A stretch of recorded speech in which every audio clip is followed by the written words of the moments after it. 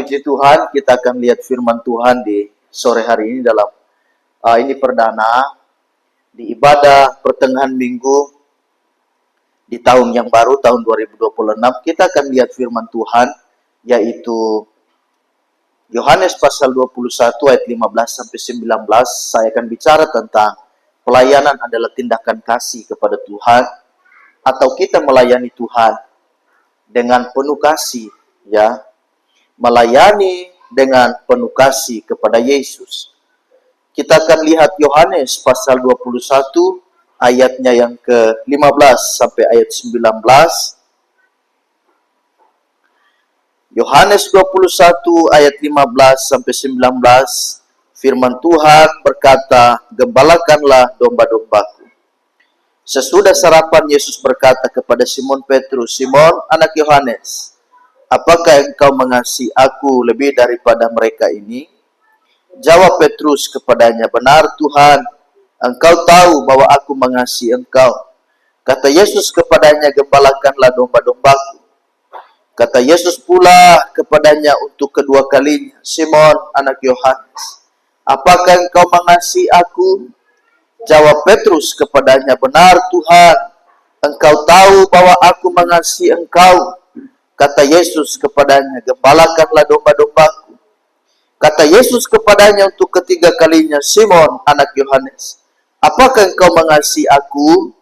Maka sedih hati Petrus karena Yesus berkata untuk ketiga kalinya, "Jawab, apakah engkau mengasihi aku?" Dan ia berkata kepadanya, "Tuhan, engkau tahu segala sesuatu. Engkau tahu bahwa aku mengasihi engkau." Kata Yesus kepadanya, "Gembalakanlah domba-dombaku. Aku berkata kepadamu, sesungguhnya ketika engkau masih muda, engkau mengikat pinggangmu sendiri, dan engkau berjalan kemana saja engkau kehendaki. Tetapi jika engkau sudah menjadi tua, engkau akan mengulurkan tanganmu, dan orang lain akan mengikat engkau dan membawa engkau kemana tempat yang tidak kau kehendaki." Dan hal ini dikatakannya untuk menyatakan bagaimana Petrus akan mati dan memuliakan Allah. Sesudah mengatakan demikian, ia berkata kepada Petrus, "Ikutlah aku." Puji Tuhan. Jadi melayani dengan kasih kepada Tuhan. Jadi pelayanan itu dasarnya harus benar-benar adalah kasih. Kita lihat Petrus, kenapa Yesus harus bertanya kepada, sempat sedih, kata firman Allah tadi, Petrus sempat sedih. Seolah-olah Yesus tidak percaya bahwa dia sangat mengasihi Yesus.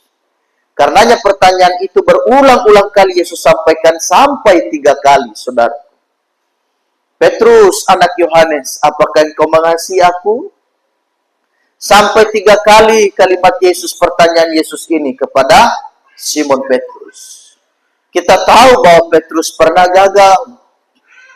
3 kali dia menyangkal Yesus, 3 kali pula Yesus membalas dia dengan 3 pertanyaan. 3 kali pertanyaan. "Apakah engkau mengasihi aku?" Jadi pertanyaan ini juga sama diajukan Yesus kepada kita, saudara yang sore hari ini sedang duduk mendengarkan firman Tuhan. Apakah jemaat GPDI Damai mengasihi Yesus? Apakah saya dan saudara benar-benar mengasihi Tuhan? Jadi pertanyaan kalau sampai 3 kali diulang, berarti itu tidak main-main. Berarti Yesus serius. Ini bukan hanya sekali, tetapi 3 kali. Menandakan bahwa Tuhan sangat serius dengan yang namanya sebuah pelayanan itu. Karena kita tahu Petrus sempat menyangkal. Jadi karena itu Yesus benar-benar memastikan dia, apakah dia benar-benar serius mengiring Tuhan, mengikuti Tuhan. Dan kita tahu Petrus bangkit dari kegagalan, dan Yesus memakai dia luar biasa dengan cinta dan kasihnya kepada Yesus Kristus, sampai ia mati martir. Sejarah Alkitab, sejarah-sejarah gereja mencatat bahwa Petrus dengan cara matinya yang sangat luar biasa. Jika Yesus disalib kepala di atas, kaki di bawah, maka berbeda dengan Petrus. Ini sejarah gereja mencatatnya bagaimana kematian Petrus. Dia mati terbalik, disalib dengan terbalik, kondisi terbalik. kepala di bawah, kaki di atas. Jadi betapa seriusnya mereka murid-murid melayani Tuhan. Hampir sebagian besar, semua 12 murid mereka mati martir. Mereka mati syahid, artinya mati dalam kondisi iman kepada Tuhan. Berarti ini bicara tentang keseriusan. Jadi apakah saya dan saudara mengasihi Yesus? Itu pertanyaan juga bagi kita semua. Jadi kesetiaan, kasih kita, masihkah kita mengasihi Tuhan? Kita masuk tahun baru ini, semangat kita masih berkobar-kobar atau sudah redup? Sukacita kita melayani Tuhan masih luar biasa atau sudah mulai memudar? Kita masih serius apa sudah tidak serius lagi melayani Tuhan? Di tahun yang baru ini, di tahun 2026 ini, kita makin giat apa kita makin undur dalam melayani Tuhan? Jadi ini biarlah firman Tuhan sore hari ini mengingatkan saya dan saudara sebagai firman pembuka di tahun yang baru, saya dan saudara dalam mengawali semua kegiatan-kegiatan ibadah kita.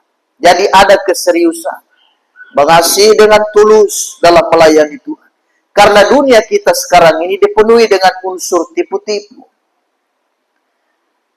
Jadi dunia kita sulit untuk mencari orang yang benar-benar tulus. Kita lihat dunia sekarang ini dipenuhi dengan kebohongan, dipenuhi dengan semua serba kepalsuan ada di dalam. Ada rambut palsu, ada gigi palsu, ada bulu-bulu mata palsu, semua serba kepalsuan. Ada merek HP palsu, ya, ada beras palsu, jadi semua ada kepalsuan. Bahkan ada wajah palsu karena operasi plastik. Jadi manusia saja tidak suka dengan kepalsuan, apalagi Tuhan. Jadi dunia sekarang dipenuhi dengan kepalsuan. Karena itu saya dan saudara melayani dengan kasih yang tulus. Lihat Yudas Iskariot. Dengan kasih tapi kasih yang palsu. Dengan ciuman tapi ciuman pengkhianatan. Itulah kasih yang palsu, saudara. Jadi kita harus hati-hati. Matius pasal 23 ayat 27, Yesus pernah menegur orang Farisi. Inilah yang dikatakan Yesus kepada orang-orang Farisi. Celakalah kamu, hai ahli-ahli Taurat dan orang-orang Farisi. Hai kamu orang-orang munafik, sebab kamu sama seperti kuburan yang dilabur putih, yang sebelah luarnya memang bersih tampaknya, tetapi yang sebelah dalamnya penuh tulang belulang dan berbagai jenis kotor. Jadi mereka berjubah agama, mereka memakai jubah seorang hamba Tuhan, tetapi isi hatinya, isi pikirannya semua jahat. Justru mereka adalah dalam dibalik pembunuhan dan penyaliban Yesus Kristus. Jadi banyak kali kita melihat ada orang terlihat beragama, bajunya baju agama, bajunya pakaiannya adalah pakaian pelayan Tuhan, tapi hatinya jahat sekali. Inilah yang Yesus katakan, di luar terlihat bersih, putih, seperti kuburan. Kita lihat kuburan. Wah, menjelang Natal tiba, kita lihat semua orang ziarah ke kuburan. Bapak dan Ibu Gembala, beberapa tahun yang lalu masih kosong kita punya anak kereta, punya sekitaran itu masih kosong. Tapi Ibu Gembala waktu ke sana cek, wah, Ibu Gembala bilang sudah penuh. Karena setiap hari orang mati. Dan di tempat pekuburan umum itu, saudara lihat macam-macam kuburan. Ada kuburan pejabat, ada kuburan orang biasa, ada kuburan-kuburan yang memang mewah sekali dibangun. Semua terlihat indah. Tapi coba gali, di dalam itu apa? Di dalam itu tulang, saudara. Ya tulang kotoran, tulang belulang, kata firman Allah tadi. Jadi di luar tampak bersih, di luar tampak putih, tetapi di dalamnya sebenarnya adalah sesuatu yang jahat. Berisikan tentang bau-bau kematian. Berisikan tentang bau-bau kenajisan. Jadi saya dan saudara, kita mengasihi bukan dengan kasih yang palsu, tetapi dengan kasih yang luar biasa. Kita melihat bahwa Orang yang mengasihi, sudah pasti dia akan melayani Tuhan. Ini topik kita di sore hari ini. Yang pertama, kasih bukan sekedar kata-kata, tetapi kasih itu disertai tindakan. Lukas pasal 6 ayat 46, kita akan lihat ayat ini. Lukas pasal 6 ayat 46, firman Tuhan berkata, "Mengapa kamu berseru kepadaku, Tuhan, Tuhan, padahal kamu tidak melakukan apa yang aku katakan?" Jadi kasih bukan sekedar kata-kata, tetapi ada tindakan. Banyak orang berseru Tuhan, ada orang menyanyi dengan ucapan syukur, dengan mulut dan lidah bibir mereka bisa memuliakan Tuhan, tetapi hatinya jauh daripada Allah. Mereka tidak melakukan kehendak Tuhan. Mereka tidak melakukan perintah Tuhan. Menyanyi paling jago, berdoa paling jago, tetapi semua omong kosong karena dia tidak melakukan sesuai dengan apa yang dia layani, sesuai dengan apa yang ia doakan, sesuai dengan apa yang ia sampaikan saat dia melayani Tuhan. Jadi bukan hanya sekedar kata-kata, tetapi itu saya dan saudara lakukan dengan sebuah tindakan yang nyata. Yohanes 14 ayat 23, firman Tuhan berkata juga begini. Yohanes 14 ayat 23. Jawab Yesus, "Jika seorang mengasihi aku, ia akan menuruti firman-Ku, dan Bapa-Ku dan akan mengasihi dia, dan kami akan datang kepadanya dan dia bersama-sama dengan dia."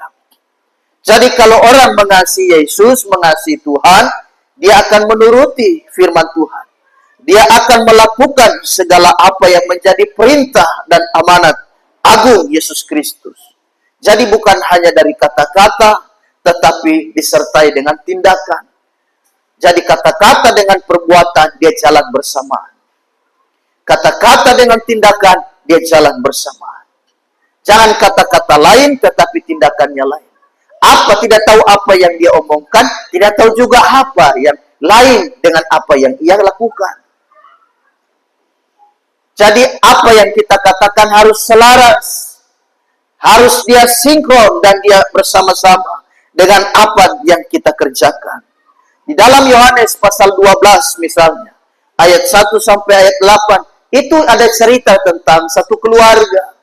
Ada seorang yang perempuan bernama Maria, yang adalah saudara Marta dan saudara Lazarus.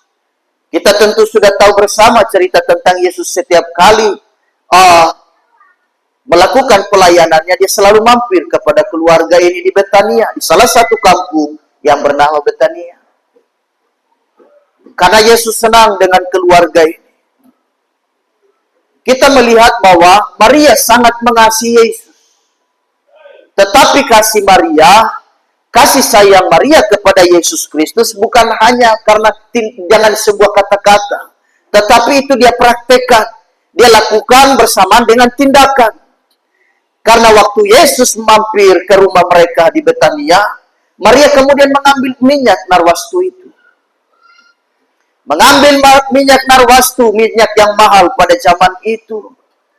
Dia menuangkan di kaki Yesus dan kemudian menyekanya dengan rambutnya. Ini bentuk cinta, bentuk kasih sayang disertai dengan perbuatan. Mengasihi Yesus, tetapi disertai perbuatan dengan mengambil minyak narwastu, menuangkan di kaki Yesus. Minyak ini mahal sekali. Minyak ini tidak sembarangan keluar. Ada aturannya, orang Yahudi. Minyak ini hanya digunakan pada saat-saat tertentu saja. Karena minyak ini sangat mahal. Mereka harus berusaha mengumpulkan minyak ini. Setiap keluarga-keluarga. Dan itu hanya bisa dikeluarkan pada perayaan tertentu. Pada perayaan-perayaan tertentu. Dan itu tidak sembarangan. Nah, karena itu bagi Maria itu adalah hal biasa. Karena dia mengasihi Yesus. Tetapi dia sertai dengan tindakan. Harga daripada minyak narwastu itu, Yudas Iskariot menjelaskan. Itu 300 dinar. Yudas Iskariot berkata, ngapain minyak narwastu yang mahal itu, yang harganya 300 dinar hanya dibuang percuma. Yesus menegur murid-muridnya. Karena apa yang dilakukan Maria sangat tepat dan betul. Yesus tidak marah kepada Maria. Justru Yesus memuji tindakan Maria. Dia mengasihi Yesus bukan hanya dengan kata-kata, tetapi dengan tindakan. Jadi 300 dinar ini minyak yang mahal. Alkitab menjelaskan 1 dinar saja itu sama dengan upah orang kerja 1 hari. 1 dinar. Orang kerja 1 hari berapa? 100.000 atau 150? Kalikan saja dengan 300 dinar. Ini kalau dikalikan, berarti ini sama dengan gaji orang kerja 1 tahun. 1 tahun 365 hari. Taruh kita bulatkan 300 dinar saja. 1 tahun saja. Kita bulatkan jadi 300. Karena potong cuti dengan potong libur dan lain sebagainya. Taruh dibulatkan jadi 300 dinar. 1 tahun 365 hari. Jadi gaji seorang yang bekerja selama 1 tahun hanya dituangkan begitu saja. Bayangkan 1 tahun orang kerja. Kumpul uang. Kerja selama 1 tahun. Terima gaji kumpul. Selama 1 tahun. Dan itu Maria hanya berikan begitu saja. Tanda dia mengasihi Tuhan. Tanda dia mengasihi Yesus. Jadi mengasihi Yesus dengan tindakan dan dengan sebuah pengorbanan. Di dalam Alkitab ada juga seorang janda. Misalnya dalam Markus pasal 12 ayat 41. Saudara nanti baca. Itu bagaimana seorang janda miskin ini. Waktu dia memberikan persembahan. 2 peser uang yang diberikan. Bagi orang banyak itu adalah jumlah yang sangat kecil, saudaraku. Tetapi dia memberikan itu dengan ketulusan, dengan rasa cintanya. 2 peser sangat kecil sekali. Bagi orang yang lain, orang banyak melihat itu. Tetapi bagi dia, tidak ada uang lain selain 2 peser itu. Jadi dia telah memberikan seluruh hidupnya. Karena tidak ada lagi. Dia tidak pikir, tak tahu besok mau makan apa. Karena uang satu-satunya yang dia pegang hanya itu. 2 peser itu. Dan itu dia serahkan sepenuhnya. Dia serahkan sepenuhnya, seluruhnya kepada Yesus. Kepada Tuhan. Dia serahkan di mana? Waktu dia memberikan persembahan. Di bait Allah. Orang melihat itu. Bagi mereka, perempuan janda ini memberi sedikit sekali. Itu bagi mereka sedikit. Tapi bagi dia, itu dia sudah berikan seluruh hidup. Karena sudah tidak ada lagi selain 2 peser itu saja. Jadi mengasihi Yesus disertai dengan tindakan. Disertai dengan pengorbanan. Ada banyak pengorbanan yang saya dan saudara tentu kita berikan buat Tuhan dalam melayani Tuhan. Ada banyak hal kita bisa korban tenaga. Kita bisa korban perasaan. Kita bisa korban uang. Kita bisa korban harta. Kita bisa korban waktu juga. Untuk Tuhan. Kita bisa korban semua-semuanya. Ada waktu-waktu kita yang menurut kita itu penting, tapi kita bisa kesampingkan. Karena kita harus melayani Tuhan. Kita bisa korban semuanya. Jam istirahat bisa kita korbankan karena kita mau datang ibadah. Kita pikir kita sudah capek, sudah kerja seharian. Tapi karena panggilan ibadah sedang memanggil kita, maka kita harus mengasihi Tuhan. Kita datang kebaktian, kita datang ibadah. Itu saudara sudah korban. Kita korban semua. Saudara memberi, saudara sumbang bagi pekerjaan Tuhan. Itu juga adalah korban. Saudara melayani itu semua korban, bukan main-main. Saudara melayani Tuhan, itu ada tenaga yang keluar. Saudara melayani. Jadi kita semua melayani Tuhan harus benar-benar dengan kasih dan dengan perbuatan, dengan tindakan. Yang berikut, pelayanan adalah salah satu cara untuk membalas kebaikan Tuhan. Bagaimana kita bisa membalas kebaikan Tuhan? Dengan cara kita melayani. Kita melayani Dia. Karena Dia sudah mati, Dia sudah membayar setiap dosa saya dan saudara. Kita sudah ditebus dari cara hidup kita yang lama, dari cara hidup kita yang tidak berkenan. Kini saya dan saudara bisa menjadi anak Tuhan, kita bisa melayani Dia, kita bisa terlibat di dalam pekerjaan Tuhan. Mazmur 116 ayatnya yang ke-12. Mazmur 116 ayatnya yang ke-12, firman Tuhan berkata, bagaimana akan kubalas kepada Tuhan segala kebajikannya kepadaku? Lalu Daud menjawabnya sendiri dalam ayatnya yang ke-13 sampai 14. Perhatikan ayat 13 dan 14. Aku akan mengangkat piala keselamatan dan akan menyerukan nama Tuhan. Akan membayar nasarku kepada Tuhan di depan seluruh umat. Bagaimana aku bisa membalas kebaikan Tuhan? Kata Daud. Ya, dengan cara aku melayani. Dengan cara aku mengangkat piala. Dengan cara aku bersyukur. Dengan cara aku bermazmur. Jadi, saudara melayani Tuhan, itu adalah bentuk pengabdian kita. Dan itu adalah bentuk rasa cinta yang paling dalam kepada Yesus. Yaitu dengan cara melayani. Saya dan saudara nggak bisa balas kebaikan Tuhan. Terlalu besar dan terlalu baik kebaikannya. Kita mau balas Tuhan dengan apa? Kita pikir-pikir kita mau kasih uang. Wah, dia lebih kaya dari kita. Karena dia yang punya bumi, lautan, dan segala isinya. Kita mau kasih apa buat Tuhan sebagai wujud rasa terima kasih? Nggak bisa. Yang bisa kita kasih hanyalah nafas hidup ini. Saya dan saudara selagi berhidup, kita hidup. Selagi kita bernyawa, kita bernafas. Ini adalah pengorbanan dan persembahan yang terbaik. Kita pakai untuk melayani Tuhan. Karenanya lagu berkata, selagi ada kesempatan, kita melayani Tuhan.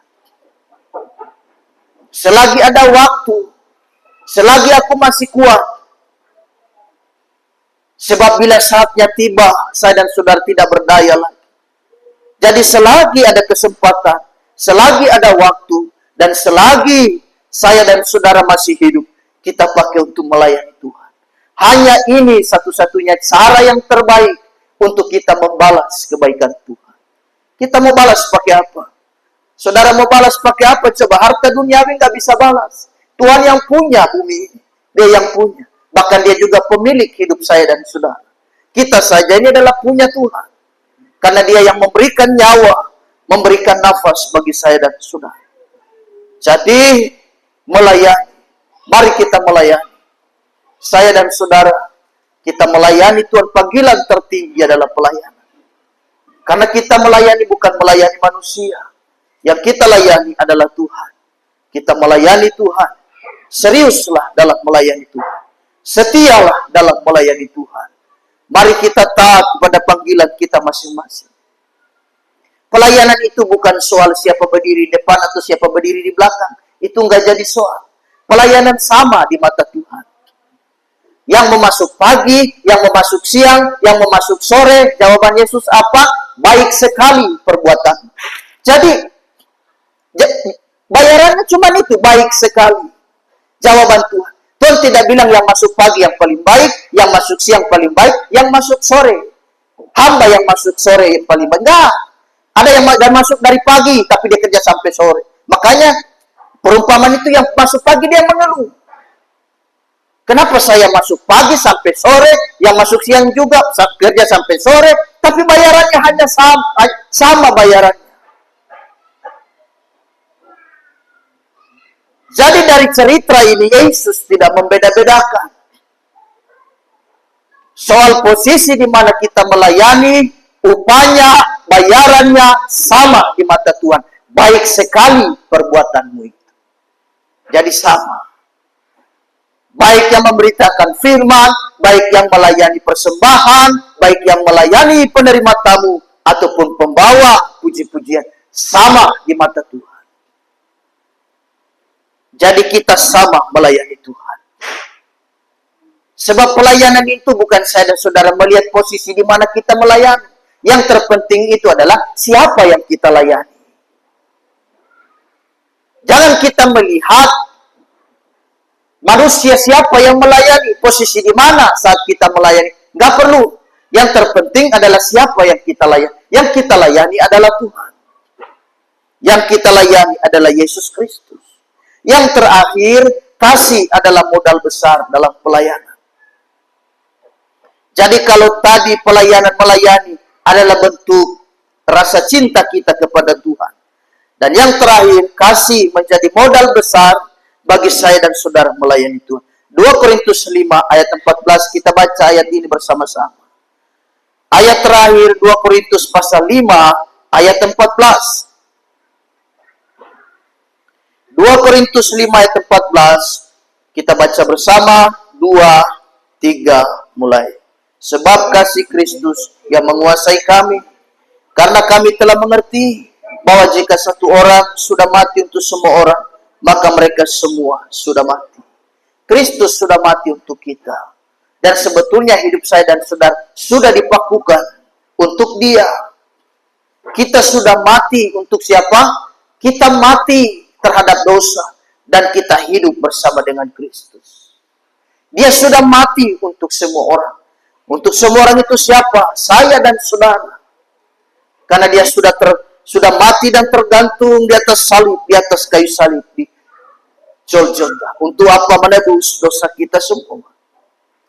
Jadi pelayanan ini sangat penting. Mari melayani dengan kasih, bukan karena paksaan. Ada orang kan melayani karena dipaksa, didorong-dorong, sehingga pelayanan tidak maksimal karena paksaan. Tapi kalau kita melayani dengan rasa cinta, suasananya juga beda kita rasakan. Atmosfernya, suasana ibadah kita rasakan beda. Kenapa? Karena kita melayani dengan ketulusan. Kita melayani dengan rasa cinta kepada Tuhan. Coba kalau melayani karena paksa, suasana rasa hambar. Pelayanan karena paksa. Jemaat juga mau angkat tangan karena paksa. Jemaat mau tepuk tangan juga karena terpaksa. Tapi coba kalau melayani dengan kasih, tanpa pemimpin pujian berkata, ayo kita beri, dia berdiri sendiri. Ayo jemaat kekasih kita tepuk tangan, tanpa disuruh, dia sudah tepuk tangan sendiri. Kenapa? Karena rasa cinta kepada Tuhan. Dia punya kasih kepada Allah. Tanpa diminta, tanpa disuruh, dia sendiri melakukannya. Atas dasar kasih, atas dasar cinta. Jangan terlalu besar menaruh kasih kepada manusia. Menaruh cinta dan harap kepada manusia. Ujung-ujungnya nanti kita kecewa. Lebih baik kita taruh pengharapan dan kasih kita yang besar itu. Kita gantungkan seluruh hidup kita hanya kepada Tuhan. Jadi melayani. Jadi kasih adalah modal besar. Modal dasar utama dalam pelayanan. Satu kali ada seorang pemuda, dia berdoa kepada Tuhan begini, Tuhan buat aku mengasihi Engkau. Seorang pemuda ini satu kali dia berdoa, dia berkata, Tuhan buat aku mengasihi Engkau. Satu kali kemudian dia pergi dalam satu kebaktian minggu. Dia mendengarkan khotbah, pendeta menyampaikan khotbah dengan tema, mengapa manusia gagal mengasihi sesamanya? Lalu pendeta itu menjawabnya, karena mereka tidak mengasihi Tuhan. Jadi tema khotbah hari itu dalam ibadah minggu, pendeta menyampaikan, mengapa orang gagal mengasihi sesama? Lalu dia menjawabnya dengan kalimat, karena dia tidak mengasihi Tuhan. Wah, pemuda ini menjadi kaget. Akhirnya selesai ibadah, pulang gereja, dia bertanya kepada hamba Tuhan karena dia penasaran. Dia bertanya tentang apa makna daripada tema khotbah. Dia bingung. Akhirnya pendeta itu memberi pengertian kepada dia. Dia menjawab bahwa orang yang mengasihi Tuhan, dia pasti bersedia untuk melayani. Jadi orang yang mengasihi Tuhan harus bersedia, harus dia siap untuk melayani Tuhan. Kita harus melayani Tuhan. Jadi apapun yang terjadi, pelayanan tetap jalan terus. Kita sudah ada di tahun baru. Saya berharap iman kita makin kuat dalam Tuhan. Kita makin setia. Kita percaya tahun baru ini juga, tahun 2026 ini juga Tuhan akan berbuat sesuatu untuk kita. Tuhan berbuat mujizat untuk rumah tanggamu. Tuhan berbuat mujizat atas keluargamu. Tuhan akan membuat mujizat bagi gereja kita, bagi pelayanan kita. Kita berdoa, kiranya Tuhan Yesus memberkati kita semua. Jadi mengasihi bukan hanya dengan kata-kata, tetapi juga dibarengi dengan tindakan. Ada sebuah tindakan. Kakak, apakah engkau mengasihi Tuhan? Betul, aku pelayan Tuhan. Tapi kok ini hari Minggu kakak tidak ibadah? Apakah ada yang mengasihi Tuhan? Betul, aku pelayan Tuhan di gerejaku. Tetapi ini kan ada kebaktian, kenapa kakak hanya pangku kaki santai-santai sambil makan pisang goreng di rumah? Jadi ada sebuah tindakan. Kalau kita mengasihi Tuhan, mari kita melangkah ke rumah Tuhan, kita cari Tuhan. Kita melayani Tuhan. Tuhan Yesus memberkati, biarlah firman Tuhan menguatkan kita semua. Haleluya, Tuhan memberkati.